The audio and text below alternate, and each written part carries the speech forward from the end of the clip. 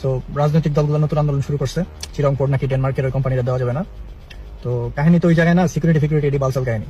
আর আমাদের দেশে আছে নাকি যে টেনিসটা চুরি করে দেওয়া যাব? আছে নাকি আমাদের দেশে? না, আমাদের দেশের এমন কি সিকিউরিটি আছে? তারা পৃথিবীর 75টা দেশের পোর্ট চালাইতেছে, তাদের সিকিউরিটির সমস্যা নাই, আমাদের দেশের সিকিউরিটির সমস্যা। মানে যে ন্যাংটার নেই বাটপাড়ের ভয় আর কি, ঘটনা হয়েছে এরকম। চান্দাবাজি সব তো বন্ধ হয়ে যাবো, কারণ বিদেশে একটা কোম্পানি দিলে ড্যানিশ একটা কোম্পানি দিলে ওরা তো বুঝেও না যে এইভাবে দুর্নীতি করা যায়। এটা বুঝতে হবে 10 বছর টাইম লাগবে, ঠিক আছে? আর ওই যে বাল আছে না, আমতারেক না কি জানি নাম, বাদই দিলাম। আর কয় যে বিদেশিরা করে না। আরে তুই ডেনমার্কে আইসো জীবনে, তুই একটা আইফোন 17 সারা 15-20 দিন ধরে তুই রাস্তায় ফালা রাখলে কেউ লইবো না ওইটা। আর যদি নেয়, ও লস্ট অ্যান্ড ফাউন্ড ডিপার্টমেন্টে পাঠাই দিব। আর আমাদের দেশে যেন একটা কুত্তা সেফ না, কাইটটা মানুষে খাসি হিসাবে খাওয়াই দেয়।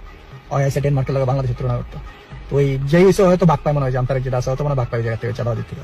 এই কারণে সবার আর কি ব্যবসা বন্ধ হয়ে যাবো, নতুন ধান্দা বিদ্রোহ তারা চালু করছে এই জায়গায়। আমার মতে হুদা পোর্ট না, পুরা দেশটারা দিয়ে দেওয়া উচিত বিদেশিদের হাতে। আর আমার কাছে মনে হয় এই ক্ষেত্রে সবচেয়ে যোগ্য ক্যান্ডিডেট হচ্ছে ভ্লাদিমির পুতিন, কারণ একদম বাইরে সোজা বানালে সব ডিরেক্ট।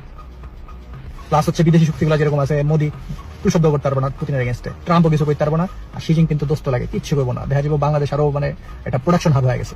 সবচেয়ে ভালো হয় পুতিনের হাতে ছেড়ে দেওয়া, কারণ বাংলাদেশের তেমন কিছু নাই, তারা লয়ে যাবো। ওই মাটিটা আছে, মাটিতে ফসল ফেলো, বাংলাদেশও খাইলো, রাশিয়াও পাইলো, রাশিয়ার ফসলের জমির অভাব আছে, দুজন বাগে যুগে খা। পুরো দেশটাই ভ্লাদিমির পুতিনের হাতে ছেড়ে দেন।